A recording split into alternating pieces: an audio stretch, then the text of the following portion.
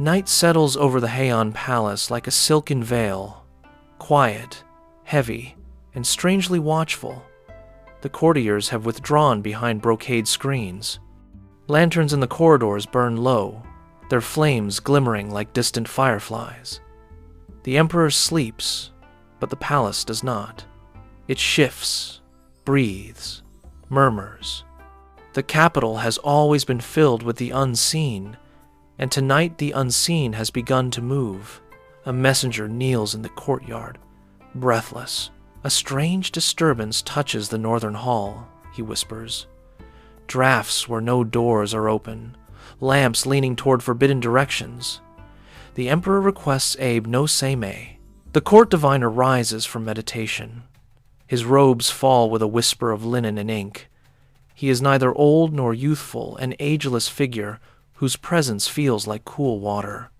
His reputation is not built on magic, but on an unsettling precision. Seimei sees what others overlook. He lifts his traveling lantern, a simple wooden frame covered in pale paper. The light reveals a face calm enough to make silence seem deliberate. Then we listen, he says, and so begin the 4 nights in which Seimei is bound to the emperor's request. Not to battle spirits, not to summon monsters, but to restore balance to a palace beginning to tilt toward misfortune. The first night, palace corridors stretch long and unbroken, like reeds bending under a wind that no one feels. Seimei steps soundlessly, the lantern trembling only when he breathes. 2 eunuchs follow, carrying ink bowls and ashtrays, though neither dares to ask why. Seimei does not require the question. He simply slows before the northern hall. The air here is cooler, the kind of coolness that is not breeze but absence. Seimei kneels, sets the lantern down, and opens a small box. Inside are folded slips of white paper, inked with geometric marks calculations, not charms. He places one at each corner of the hallway, not to trap anything, but to measure. A draft touches the first slip, bending its corner upward. Seimei watches the angle, memorizes the tremor, then nods once. The direction is northern-northeast. One eunuch looks confused. A spirit, Seimei-sama. Not yet, he says. A misalignment. He gestures for a bowl of ash. When he sprinkles it across the floorboards, it settles unevenly, not with wind, but with vibration, as if the ground itself carries a faint tremor. The palace is speaking, softly, unhappily. Seimei lifts the lantern higher, studying the shadows on the beams. No shape reveals itself, nothing moves. But a candle inside the northern hall has leaned slightly, wax dripping in a line too straight to be accident. A misfortune is forming, not a creature, not a haunting, but a pattern. Seimei gathers the slips. We observe tonight, he murmurs. We do not intervene. The eunuchs bow, relieved. They long for action, but they trust him. In the world of the Heian elite, danger is rarely visible. It arrives in directions, in shadows, in the tilt of a flame. Before leaving, Seimei traces one finger along the doorframe. Cold, still, not dangerous yet. The first night ends with Seimei alone in his quarters, studying the tremble of ash trapped in the bowl. He listens as others sleep. The palace shifts again. He smiles faintly. It will be a long night tomorrow. The second night, Seimei arrives at the palace before sunset, carrying scrolls bound in indigo cloth. These are the forbidden charts documents that only onmyōji of imperial appointment may read. They map the unlucky directions, the flows of yin and yang, the daily transformations of the 5 elements.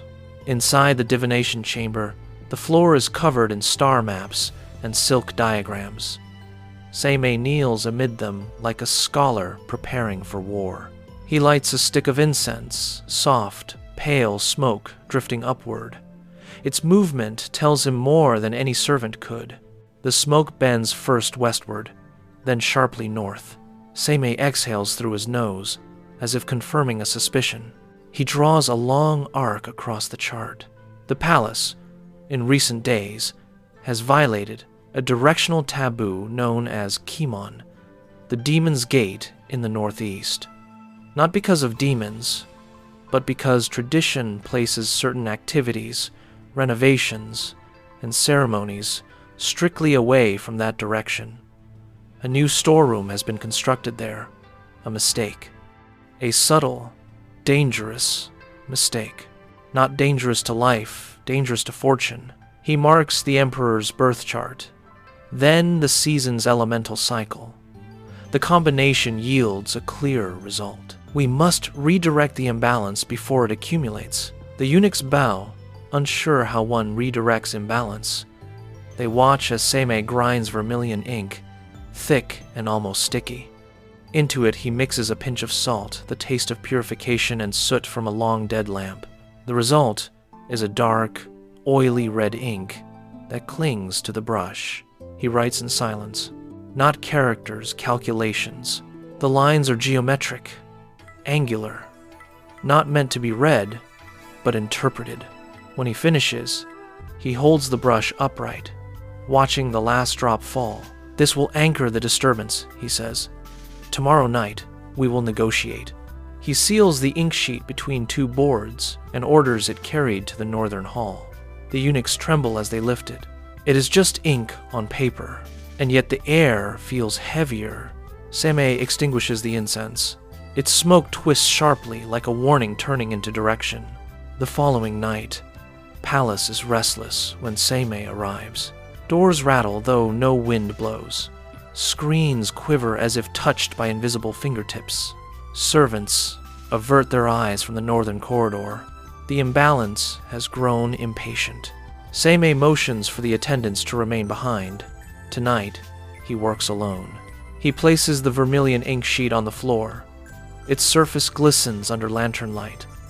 Around it he arranges tools, salt lines, folded paper slips, a bowl for ash, and a single candle. He lights the candle and observes the flame. It leans immediately north-northeast. Imbalance confirmed, he whispers. He kneels and begins the chant, not an exorcism, not a command, but a conversation. Onmyōji were diplomats to unseen forces, not warriors. He chants softly, each syllable measured, ancient, shaped by breath rather than belief. The vermilion sheet trembles. Ink quivers. Ash flickers. The flame bends toward him, then away. He places a slip of paper on the tatami, its strokes representing the Emperor's household. Then he sets another slip, representing the misaligned direction. Slowly, carefully, he shifts the second slip along a precise arc, guiding the imbalance away from the Emperor's sleeping quarters. The candle steadies. The ink stops trembling. But negotiation is not complete. He leans forward, blowing gently across the ash bowl. The ash rises, floats, then settles in a pattern resembling ripples. He studies the formation. It understands, he murmurs. To negotiate with imbalance is not folklore, it is physics hidden inside ritual, directions, breath, heat, pressure. Seimei understands the world not through fear, but through pattern. He rises and walks the hall, placing talismans over cracks where drafts slipped through. He steps barefoot, not out of reverence, but to feel vibrations. When he senses the last tremor, he presses a hand to the beam and whispers a final calculation. The air softens. The hall exhales. Negotiation complete. Seimei returns to his lantern. For the first time in 3 nights, the flame stands straight. He nods to the darkness. Tomorrow we seal. On the 4th and the last night, Palace sleeps deeply tonight. Servants do not whisper, screens do not shiver. Even the moon appears steady, suspended above the tiled roofs. Seimei arrives before midnight. He carries only a brush, a pouch of salt, and a small wooden compass, the kind used to measure auspicious directions. He begins at the Emperor's chamber, not by entering, but by standing quietly outside. He listens, The air feels settled but fragile, like snow that has stopped falling but has not yet frozen. He draws a thin salt line along the threshold, not protection, instead orientation. Salt is memory material. He walks the corridor slowly, touching each pillar lightly, as though ensuring they are awake. At the northern hall, he pauses. Last night's talismans remain in place. None have curled or fallen, a good sign. He kneels and opens the salt pouch again. This time, the lines are not straight. They curve. These curves correspond to the Emperor's birth star and the season's wood element cycle. The palace must breathe with both. When the pattern is complete, he sets the lantern in the center. The flame does not move. He closes his eyes and waits. Long minutes pass. The corridor holds its breath. When he opens his eyes, the flame is still straight, so straight it seems carved. The imbalance has passed, he whispers, but the palace must be realigned to avoid its return. He returns to the Emperor's chamber. Without entering, he gestures to the attendant. Move His Majesty's pillow 6 inches east. The attendant looks startled. Seimei-sama, why? The direction of his rest must match the restored alignment. The pillow is moved. At once, the night air warms, almost imperceptibly. Balance restored. Not through spells, not through force, through calculation, stillness, and the exactness of silence. Seimei steps back, bows, and turns toward the outer gate. He does not need thanks. The palace will forget him by morning. That is the nature of his work. The eastern sky begins to pale, soft as unburnished silk. Birds stir in the rafters. The palace, relieved, prepares to resume its daily elegance. Perfumed robes, lacquered carts, measured poetry. None of them will know that for 4 nights the palace teetered subtly off balance. None of them will know that a misplaced storeroom nearly diverted the Emperor's fortune. None of them will know that ink, ash, salt, and breath, applied with care and patience, brought harmony back to the capital. But Seimei knows, and that is enough. As he passes through the palace gate, he wipes vermilion ink from his sleeve. He brushes ash from his nails. The lantern gutters out.